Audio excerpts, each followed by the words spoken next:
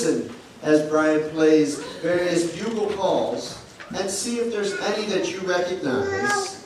I'm going to have him play each one twice. He's going to play it once so that you can hear it and see if you can figure out what the trumpet call is trying to communicate.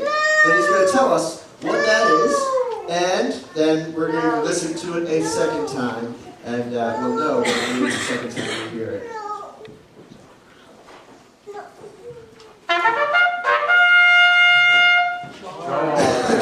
It's hard to resist, isn't it?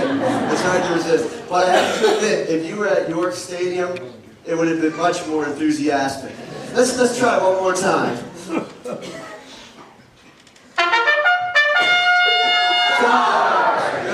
Good. So you knew that one, right? There's some that we know. Let's hear another one.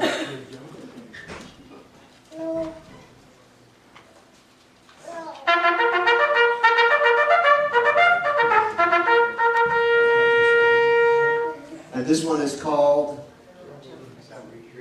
Assembly. Assembly.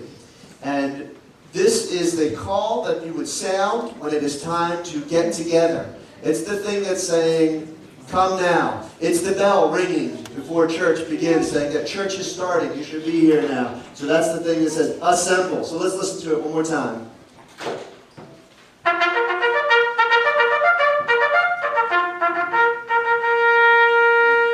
Good. And another one.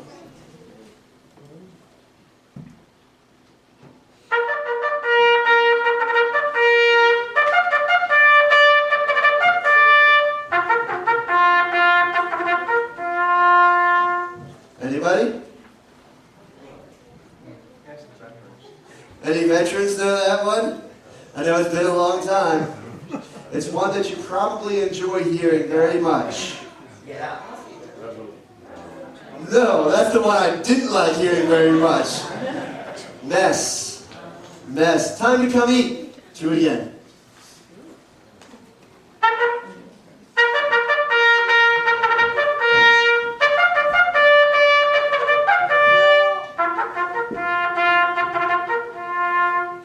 Come and eat. Can you hear it? I can't. I guess you just have to learn them, right? So what's next? How's your lips doing?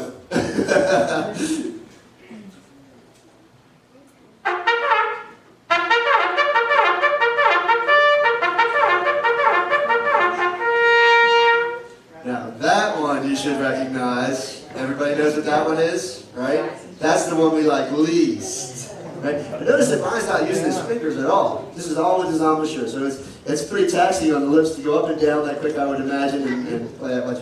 So wake up, get up. Good. So we do the last one.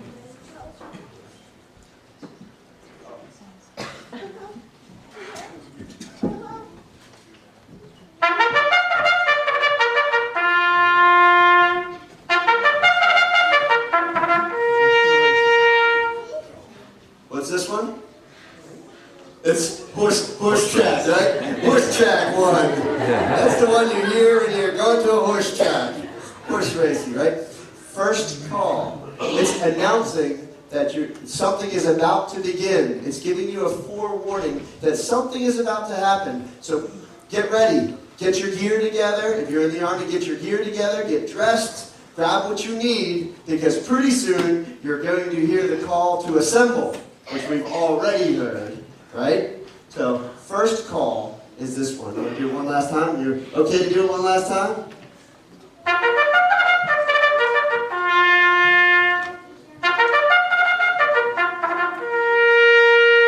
Good. Thank you, Brian. Thank you.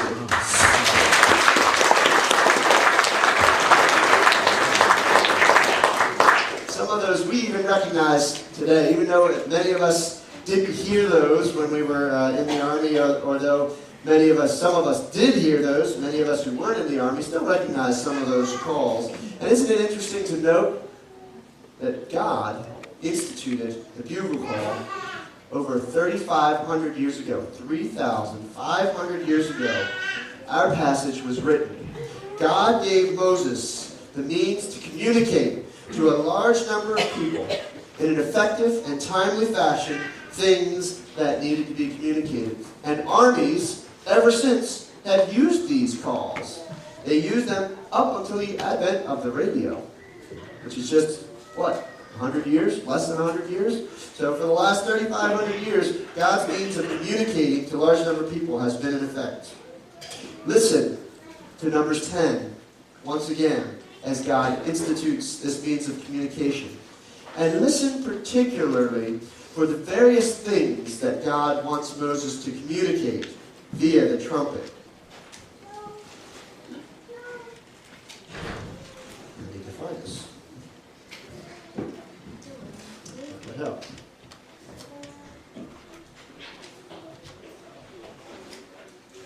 Numbers chapter 10 says, "The Lord spoke to Moses, saying, Make 2 silver trumpets, and you shall make them of hammered work, and you shall use them for summoning the congregation, for breaking camp. When both are blown, the whole congregation shall assemble before you at the entrance of the tent of meeting. But if only one is blown, then the leaders, the heads of the tribes of Israel, shall assemble before you. When you blow an alarm, the camps on the east side shall set out. And when you blow a second alarm, the camps on the south side shall set out. An alarm is to be blown whenever they are to set out. But when the assembly is to be gathered, you shall blow, but you shall not sound an alarm. The sons of Aaron, the priests, are to blow the trumpets, and this shall be a perpetual institution for you throughout your generations." Pretty perpetual, 3,500 years. "When you go to war in the land against the land, when you go to war in your land against the adversary who opposes you and oppresses you, you shall sound an alarm with the trumpets, so you may be remembered before the Lord your God and saved from your enemies. Also, on your days of rejoicing, at your appointed festivals, and at the beginnings of your months, you shall blow the trumpets over your burnt offerings and your sacrifices of well-being. They shall serve as a reminder on your behalf for the Lord your God. I am the Lord your God." So what were the sorts of things? Can you remember any of them? Did you hear them? What were they? What? Make 2 trumpets. And what were the calls that they were supposed to use? What was the purpose that they were supposed to use them for? What? Break camp.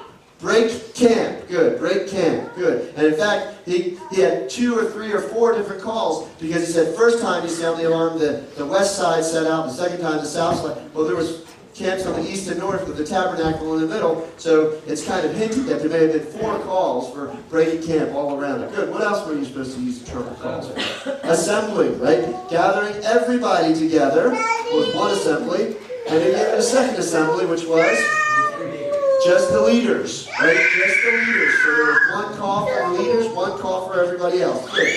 Anything else? War, right? All sorts of different calls in war. As I read through the Bible, looking for the different calls in war, I saw them use them to charge, to advance, to assemble. The trumpet was used to describe different sorts of movements. We, this morning, even recognized the call to charge, right? We all recognize that one. There's also a call to retreat. So what else? Anything else? So that's 4 or 5? Anything else? What? Feast, festivals, offerings, holy days, right? To announce the beginning of each of these things. New moons, Sabbaths. Each one of these things had a different coded call. You say, wow, can you really do that much with a long, straight trumpet that doesn't have keys? Well, Brian just demonstrated for us how versatile you can be with just drums, or just changing the tightness of your lips, or change it in that many pitches. And the sounds, the pauses, the rests, the speed of the notes, the length of the notes, the pitch of the notes. With all those things, God was able to communicate various things to his people, and Moses was able to use them to communicate to the people on behalf of God. But there's one other thing that isn't mentioned too directly, and that's praise. He used it in worship. Psalms talks about this quite a lot. In fact, Psalm 150, which we read for our call to worship, mentions worship God with the sound of trumpets. I was wondering as I was reading through Numbers chapter 10, how effective was this trumpet calls? Did the Israelites ever really utilize them? And if so, how effective were they? How did they use them, and did they use them? And some stories immediately jump to mind where trumpets figure predominantly. Which stories can you think of in the Bible that jump immediately to mind with trumpets? Joshua fought the battle of Jericho, and at the end of the walking around the city 7 times, one time each day, 7 days, and 7 times on the last day, they were to sound the trumpets and let out a mighty cry, right? And the walls came tumbling down, right? That's how the song goes, and that's how history went too. So they were ram's horns. They were not the silver trumpets. There were 7 of them, but still a trumpet call nonetheless. Good. Anything else? Any judges use trumpets? Let me give you another clue.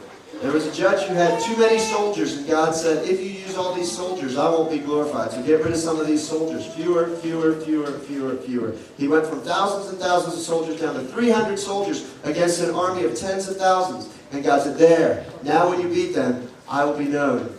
I will be clear. It will be clear that I defeated your enemies. It will be clear that I defeated the Midianites. So, who?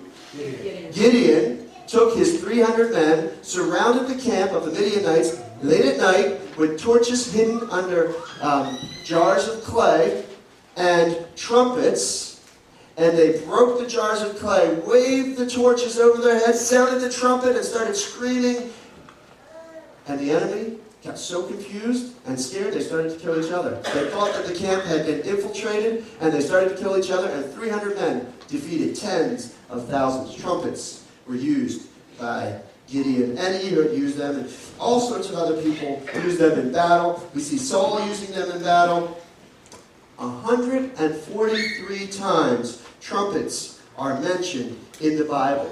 Used in war, used in peace, used for assembly, used for worship.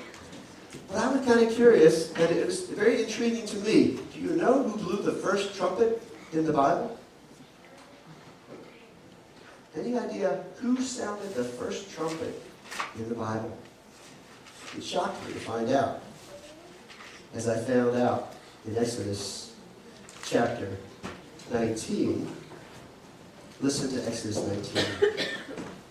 The Lord said to Moses, behold, this is just before Moses receives the 10 Commandments. He's at Mount Sinai with the people. And God says to Moses, behold, I am coming to you in a thick cloud, that the people may hear when I speak with you, and they also believe you forever. When Moses told the words of the people to the Lord said to Moses, go to the people and consecrate them today and tomorrow, and let them wash their garments and be ready for the 3rd day. For on the 3rd day, the Lord will come down on Mount Sinai in the sight of all the people. And you shall set limits around the mountain for all the people, saying, take care not to go up into the mountain or touch the edge of the mountain, for whoever touches the mountain shall be put to death. No hand shall touch him, but he shall be stoned or shot, whether beast or man, he shall not live. When the trumpet sounds, this is the first time the word trumpet is used in the Bible, when the trumpet sounds a long blast, they shall come up to the mountain. So Moses went down from the mountain to the people and consecrated the people, and they washed their garments. And he said to the people, be ready for the 3rd day. Do not go near a woman. It's not that the women were bad, but the abstinence that God wanted to prepare the men and the women and the community for God's holiness. He said, focus on me for the next 3 days. And on the morning of the 3rd day, there were thunders and lightnings and a thick cloud on the mountain and a very loud trumpet blast, so that all the people in the camp trembled. Who was the first person to play the trumpet in the Bible? Looks like it was God. It was either God or an angel, right? I would really like to go back and edit the Bible in this place. I generally don't like to do that, and I would like to insert trombone rather than trumpet, but I've got to tip my hat to the trumpets and say, God's instrument, right? God was the first one to play the trumpet, so congratulations. I yield to your superiority. I don't know why he didn't like the slide there, but I think the slide is much more versatile, but, who knows, right? The mind of God is a mysterious thing. He works in mysterious ways, and he chose the trumpet. And God himself sounded the call, or an angel, the call to assemble the people at the foot of the mountain. For hundreds of years, the Israelites would use the trumpet to communicate. They would call the people to assemblies like God did. They would use it in worship. They would use it during times of war to signal commands. The trumpet call would announce the coronation of a new king or the beginning of a holy day or a feast. It was used by the Israelites to uproot and move their camp over